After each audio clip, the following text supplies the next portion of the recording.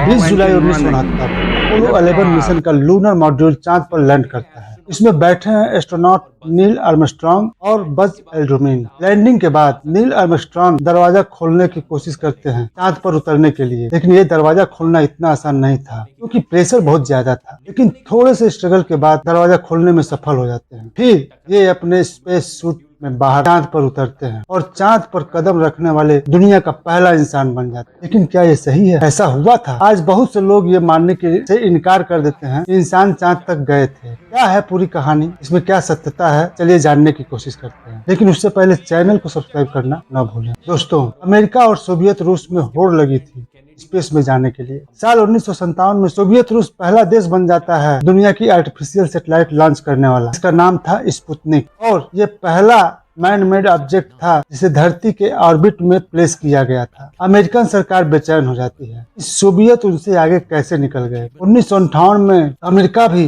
अपना satellite launch करता है, लेकिन उसके बाद सोवियत एस्ट्रोनॉट यूरी गागारिन पहले एस्ट्रोनॉट बन जाते हैं स्पेस में जाने वाले। एक बार फिर अमेरिका बेचैन हो जाता है। उसके बाद अमेरिकन के प्रेसिडेंट जॉन एफ कैनेडी एक लेटर लिखते हैं अपने वाइस प्रेसिडेंट और पूछते हैं कि आखिरकार कैसे सोवियत रूस को हराया जा सकता है। 25 मई 1961 को अपने भाषण में वादा करते हैं कि दुनिया के सामने की दशक खत्म होने से पहले इंसानों को चांद पर भेजेंगे और उनके वापस भी लाने की सफल कोशिश करेंगे। बहुत से लोगों के लिए ये अनाउंसमेंट उस समय मजाक लग रहा था, क्योंकि उस समय जीपीएस, स्मार्टफोन, अच्छे एडवांस कंप्यूटर और इतनी ज्यादा टेक्नोलॉजी नहीं थी। उसके बावजूद ये कहना कि मैं चांद पे लोगों को भेजूंगा और सफलतापूर्वक वापस बुला लूंगा एक मजाक के समान ही था। अपने स्पेस एजेंसी को फंडिंग करने के लिए अमेरिकन प्रेसिडेंट ने शुरू कर दिया और जितना भी फंड लगेगा वो देने के लिए तैयार थे इस मिशन के लिए। अब अमेरिकन एजेंसी नासा इस मिशन का नाम देती है अपोलो 1, जो धरती पर ही टेस्टिंग शुरू हो जाता है। टेस्टिंग के लिए अक्टूबर 1968 में अपोलो 1, 2, 3 धरती से गए, 4, 5, 6 सारे मिशन अनमैन्ड होते हैं। टेस्टिंग के लिए अक्टूबर 1968 में अपोलो 7 मिशन लॉन्च होता है। इसमें इंसानों को बैठाकर स्पेस में भेजा जाता है जो सक्सेसफुल रहता है। फाइनली टेस्टिंग करने के बाद 20 जुलाई 1969 को अपोलो 11 मिशन लॉन्च किया जाता है। इस मिशन के हिस्सा थे 3 एस्ट्रोनॉट। 38 साल कमांडर नील आर्मस्ट्रांग जो इस मिशन को लीड कर रहे थे,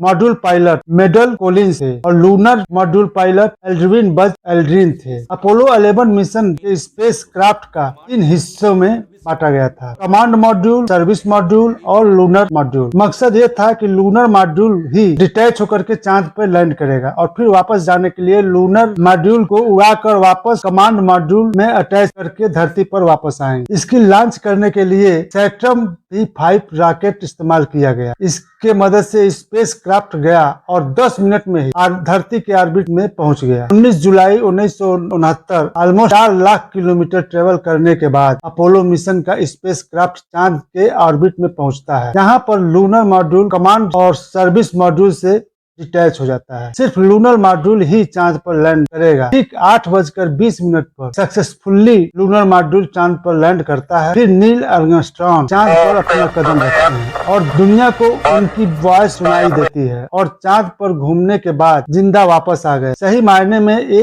एक चमत्कार ही था कि तीनों एस्ट्रोनॉट जिंदा वापस आ गए। अपोलो 11 की मून लैंडिंग दुनिया भर के अखबारों में खबर बनती है। यूएस के प्रेसिडेंट ने जो कहा था वो नासा ने कर दिखाया। सोवियत भी अपोलो लैंडिंग की सफलता माना था, इसलिए ये मिशन सही था, फेक नहीं था। दुनिया भर के साइंटिस्टों ने इस बात को माना था कि ये मिशन सही था।